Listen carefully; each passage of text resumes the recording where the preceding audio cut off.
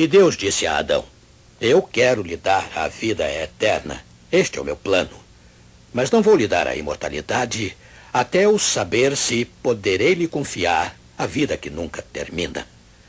E para testar sua fidelidade, eu vou colocar uma árvore no jardim fora dos limites. Apenas uma árvore. Se você comer do fruto dela, você estará se separando da fonte da vida. E como resultado, você morrerá. E isto não é uma ameaça. Isto é apenas o resultado natural da rebelião. Espero que você seja responsável, mas você deve escolher. Não posso escolher por você. E aí, de acordo com o relato que você estava ouvindo no dia em que Deus falou ao par feliz sobre Lúcifer, lhes disse que não iria permitir que o anjo caído os tentasse pelo jardim. Ele só poderia tentá-los se eles se aproximassem da árvore proibida. Uma coisa justa. Adão e Eva conversaram a respeito e não conseguiam imaginar uma coisa tão terrível como a rebelião contra o Criador que eles amavam. Aí veio aquele dia fatal. Eva caminhava sozinha quando se aproximou daquela árvore. Caminhava sozinha, imaginando também por que Deus havia colocado aquela árvore fora dos limites. Ela não parecia perigosa. Era tão bonita quanto as outras árvores. A serpente estava sentada em um de seus galhos, comendo satisfeita um dos frutos. A serpente começou a conversar com Eva. E ela sabia que as serpentes não tinham o dom da fala, mesmo no jardim do Éden. Ela não sabia, embora devesse saber, que estava testemunhando o primeiro fenômeno mediúnico da história da Terra. E era uma sessão em plena luz do dia, com a serpente atuando como um médium para o anjo caído. Ele assistia enquanto a serpente convidava a mulher a comer, assegurando-lhe que não lhe faria mal algum. Afinal, a serpente também não estava comendo. Sem dúvida, você foi o único que desejou gritar para alertá-la. Os anjos assistiam, Deus assistia, mas ninguém deveria interferir.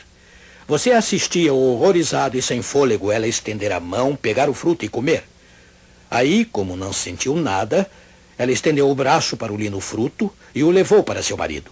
Você jamais esquecerá a expressão de choque e terror no rosto de Adão quando viu o que Eva tinha feito. Ele sabia que ela deveria morrer e não suportou a ideia de perdê-la. Nem parou para pensar que Deus poderia criar outra companheira para ele, uma tão bonita quanto ela.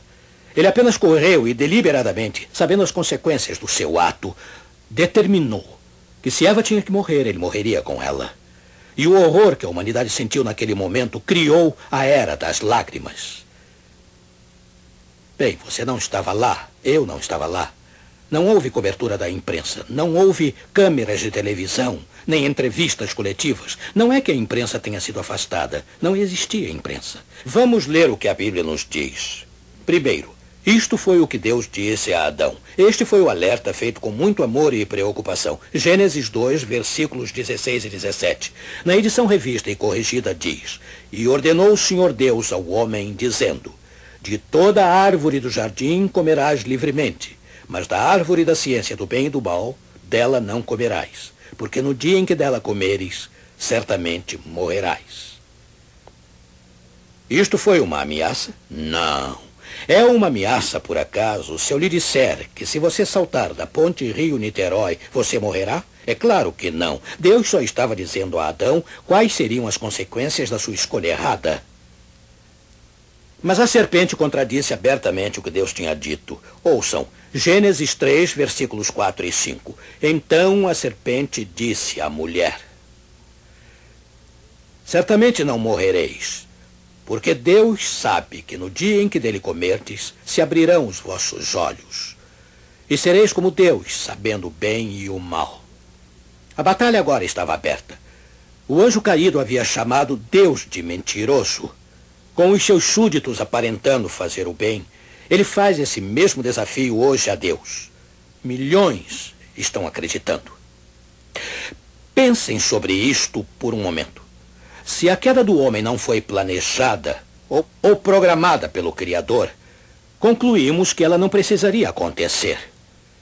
Então vamos supor que a esposa de Adão, em lugar de travar um diálogo com a serpente, tivesse dado uma volta no local ao som da fala da serpente e batido o primeiro recorde mundial na corrida de volta para a companhia segura de seu marido. Oh, se apenas a história de Gênesis pudesse ser reescrita. Que tal isto? Deus é todo-poderoso. Nada é difícil demais para ele. Aquela conversa entre Eva e a serpente só levou alguns segundos. A decisão de Adão levou fração de segundos.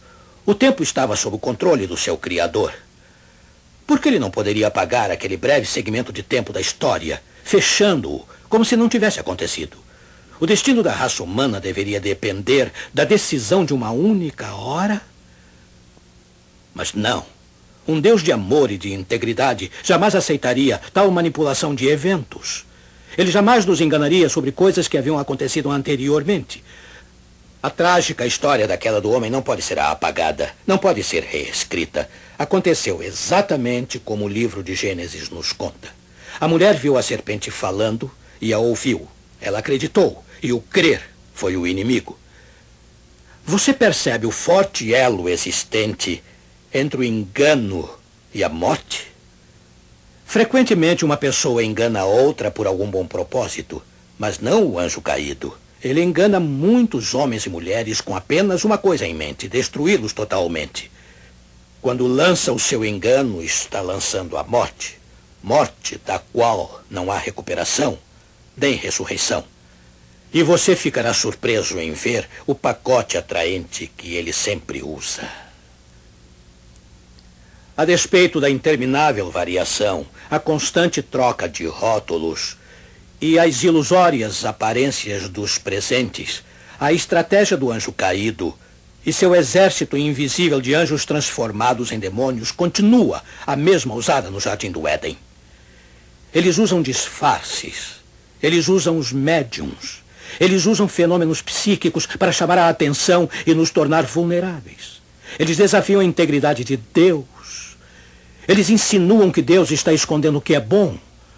Prometem que você nunca morrerá, não importa como você viva. Eles prometem que a rebelião deixará você num estágio igual ao de Deus. Estas são as características da filosofia do grande enganador. Lembre-se das palavras dele. Certamente não morrereis e sereis como Deus.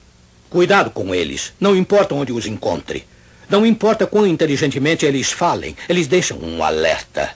Lúcifer esteve aqui. Sim, com a continuação desta série especial de programas, você ficará totalmente chocado quando vir o que está acontecendo. Esta geração, infelizmente, é uma presa fácil para qualquer coisa sensacional. Qualquer coisa sobrenatural. Qualquer pacote que venha repleto de milagres. A nossa geração simplesmente adora mágica. Ela é fascinada pelo desconhecido, pelo invisível, pelos poderes das pirâmides e pelas novidades. Milhões estão dizendo: divirta-nos, empolgue-nos, mostre-nos mágica, deixe-nos extasiados com o sobrenatural, excite nossa mente, mistifique-nos, enfeitice-nos, arrebate nossos sentidos, faça-nos flutuar, prometa-nos fama e fortuna e o céu também, e seguiremos você a qualquer lugar. A geração honrada com a presença pessoal de Jesus não era de modo algum como a geração de hoje. Estava constantemente exigindo: mostre-nos um sinal de que você é aquele que afirma ser. Ilumine o céu à meia-noite, suba ao pináculo do templo, mate com raios romanos, dê-nos um sinal. Mas Jesus jamais confundiu mágica com poder. Ele não veio para manipular as mentes, mas para transformá-las ao pedido dos pecadores. Ele não veio para tomar o trono, mas para ser crucificado. Não para ser um rei, mas um sacrifício. Ele disse àqueles que exigiam saber a sua identidade: quando levantardes o Filho do Homem, então conhecereis quem eu sou. João 8:28. Quando me levantarem, quando me crucificarem, quando escarnecerem, zombarem e rirem de mim, quando pregarem cravos em minhas mãos, quando me pendurarem entre o céu e a terra numa desprezível cruz romana, desafiem-me a descer dela se puderem. Quando me deixarem morrer sem sequer um gole d'água fresca, saberão quem eu sou. Sim, quando o penduraram naquela cruz, eles souberam. O ladrão na cruz ao lado dele sabia quem ele era. O centurião romano sabia, os inimigos de Jesus também sabiam. O impiedoso Caifás e Pilatos. E muitos homens afastaram-se daquela cruz com a consciência torturada. Mãos sujas por terem se juntado à turba e crucificado o próprio Filho de Deus. Eu creio que àquela geração e a esta nossa foi dado um sinal. O sinal do Filho de Deus morrendo em seu lugar. Não existe um sinal maior. Você terá que decidir agora se deseja mágica ou perdão. Se você quer um mágico ou um salvador, não existe melhor momento que agora de tomar essa decisão, amigo. Agora vamos orar. Meu querido Pai, sentimos o maravilhoso poder da cruz de Jesus Cristo, nosso Senhor. Agarramo-nos a essa cruz a partir deste primeiro programa da série. Aceitamos livremente o homem que lá morreu como nosso Salvador. Que ninguém encerre esta meia hora sem ter descoberto a disposição dele em nos aceitar quando pedirmos. Em seu precioso nome oramos. Amém.